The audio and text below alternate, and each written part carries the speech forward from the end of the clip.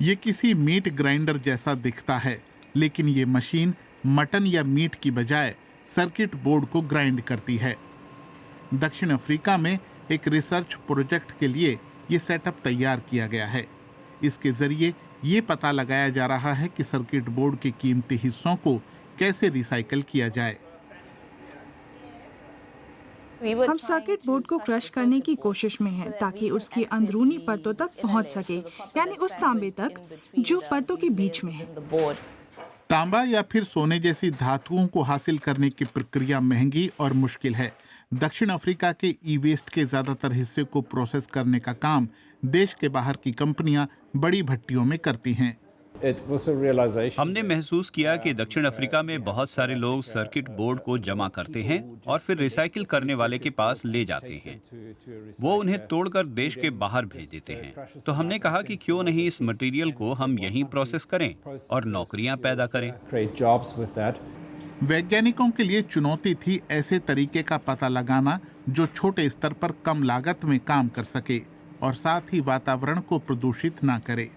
उन्होंने तांबा निकालने के लिए एक रासायनिक प्रक्रिया विकसित की है। अमोनिया का एक पतला घोल सर्किट बोर्ड के टुकड़ों पर बूंद बूंद कर गिराया जाता है।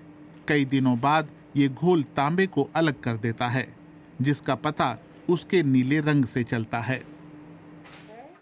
अमोनिया के इस घोल को कई बार इस्तेमाल किया जा सकता है, जिसकी वजह से ये पर्यावरण के अनुकूल भी है। इलेक्ट्रॉनिक कचरे से दुर्लभ धातुओं को हासिल करने के सिद्धांत को अर्बन माइनिंग कहते हैं। अफ्रीका के कई देशों की तरह दक्षिण अफ्रीका भी अपने कचरे का बहुत थोड़ा हिस्सा ही रिसाइकल करता है। इसका आधे से ज्यादा हिस्सा तो आखिर में लैंडफिल में ही पहुंचता है या फिर ई वेस्ट के मामले में देश के बाहर जाता है। आप सिर्फ अपने दिल की अच्छाई के लिए कचरे को रिसाइकिल नहीं करेंगे। जो लोग इसे करते हैं उन्हें इससे कमाई भी करनी होगी और आदर्श रूप में कम से कम कुछ मुनाफा भी होना चाहिए। तो आइडिया ये है कि अगर इस मटेरियल की कोई कीमत है और उस कीमत को आप निकाल पाएं तो फिर इसे औद्योगिक पैमाने पर किया जा सकता है। ई वेस्ट को रिसाइकिल करने के प्रोजेक्ट का आइडिया यूनिवर्सिटी हाइड्रोमेटलर्जी लैब में विकसित हुआ। फिलहाल टीम अब भी रिसर्च के दौर में ही है। आंकड़े जमा करके वो न सिर्फ तांबा बल्कि सोने को रासायनिक रूप से हासिल करने की प्रक्रिया को दिखाना और बेहतर करना चाहते हैं।